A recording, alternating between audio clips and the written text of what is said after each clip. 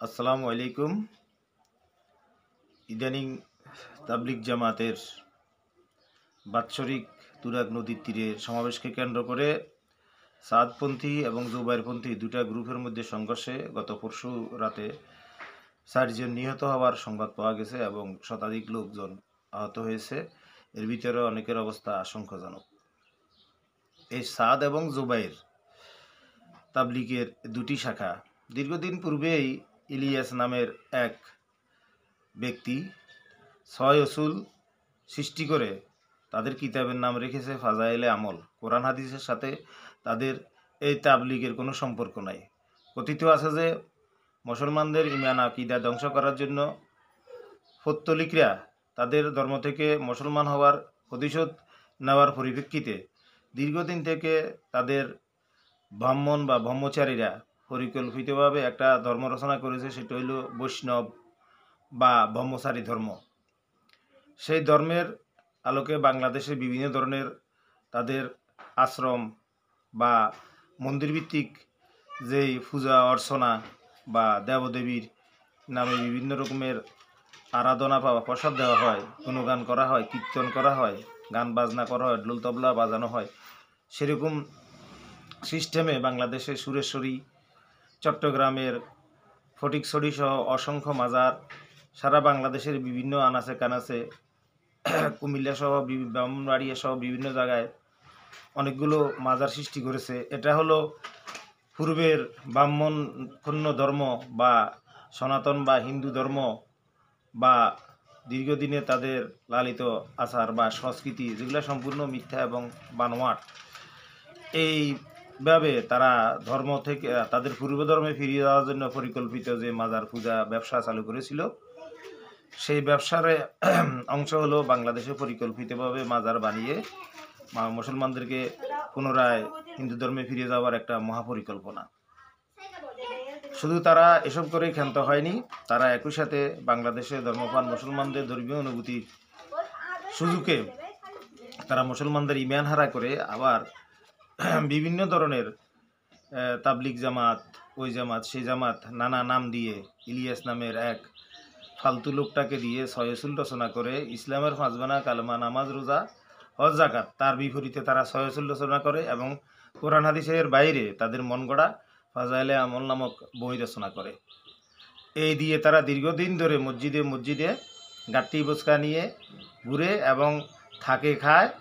বিভিন্ন ইহুদিবাদী মোসাদ, ভারতীয় এজেন্ট, বিভিন্ন ধরনের আন্তর্জাতিক ইহুদিবাদী চক্রান্তের মাধ্যমে তারা পরিচালিত হয়ে আসছে।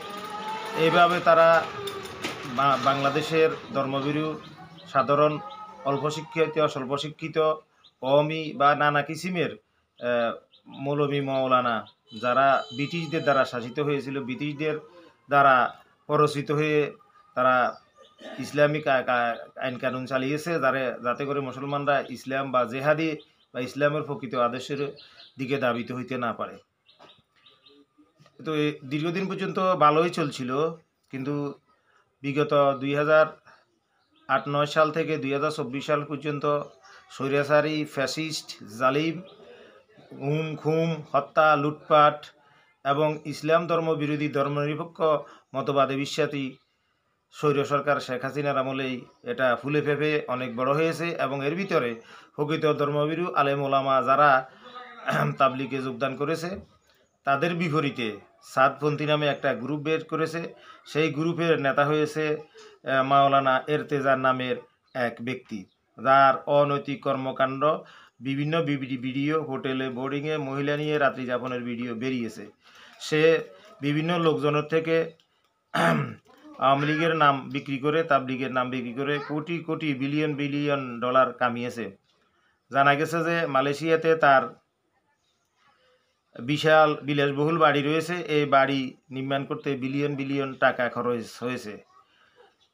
ঢাকায় তার 2টি ফ্ল্যাট বাড়ি রয়েছে, গাজীপুরে পুবাইলে তার 105 শতক জায়গা রয়েছে, মুন্সিগঞ্জের মাওয়ায় তার 100 শতক জায়গা রয়েছে, সাভারে 214 শতক জায়গা রয়েছে, আশুলিয়ায় 165 শতক জায়গা রয়েছে এবং কজোয়া সাহারায় 5 শতক জায়গা রয়েছে। এছাড়াও ঢাকার মিরপুরে রয়েছে তার বিলাসবহুল কয়েকটি ফ্ল্যাট বাড়ি, বাসান থেকে রয়েছে ফ্ল্যাট বাড়ি, ঢাকা ও সাতক্ষীরায় আছে ফ্ল্যাট বাড়ি।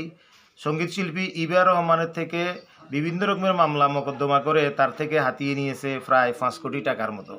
এইভাবে বিত্ত বৈভবে ফুলে ফেঁপে ওঠা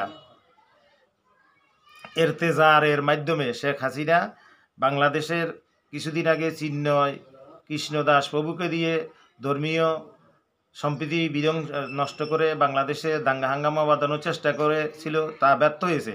এবার তাবলিগের এই এরতেজার সহ আরও তার কিছু সহযোগী সাদকে হাত করে $4 বিলিয়ন মাধ্যমে বাংলাদেশে দাঙ্গা হাঙ্গামা করে তাবলিগের জমাতের মাধ্যমে অন্তর্বর্তীকালীন সরকারের বেকায়দে ফেলার জন্য বিভিন্ন রকমের নানা ষড়যন্ত্র করে আসছিল। তো বাংলাদেশের সচেতন জনগণ, অন্তর্বর্তী সরকার, সমন্বয়ক, ছাত্র সমাজ সহ মানুষ বুঝতে পেরেছে তাদের এই চক্রান্ত। এখন তাবলিগের জামাতের মূল যেই মাঠ, ইজতেমার মাঠ, তুরাগ নদীর তীর আইনশৃঙ্খলা বাহিনী দখল করে নিয়েছে। আহতদের চিকিৎসার ব্যবস্থা করা হয়েছে এবং যারা এই ষড়যন্ত্রের সাথে জড়িত, বাংলাদেশকে অস্বীকৃতি করে বিশ্ব বেহাইয়া গণদুশ্মন শেখ হাসিনাকে পুনরায় ক্ষমতায় আনে বাংলাদেশের গণমানুষকে হত্যা করার যে নীল নকশা এঁটেছিল, সেই নীল নকশা আর বাস্তবায়িত হতে পারেনি। আমরা বলবো এই ধরনের ইসলাম বিরোধী কার্যকলাপ, মশরিকি কায়দায় পৌত্তলিক ধর্মে ফিরে যাওয়ার পরিকল্পনার যে তাবলিগ, এই তাবলিগকেও নিষিদ্ধ করা দেওয়া হোক এবং একই সাথে উভয় গ্রুপের যারা প্রকৃত দোষী, খাস করে সাত গ্রুপের যারা আওয়ামী লীগপন্থী এবং ইসলাম এবং মুসলমান বিরোধী তথাকথিত ধর্ম নিরপেক্ষ আদর্শে বিশ্বাসী এবং ইসলাম এবং মুসলমানকে ধ্বংস করার পায়তারা করতেছে, তাদেরকে আইনের আওতায় এনে গ্রেপ্তার করে শাস্তির ব্যবস্থা করা হোক। আসসালামু আলাইকুম।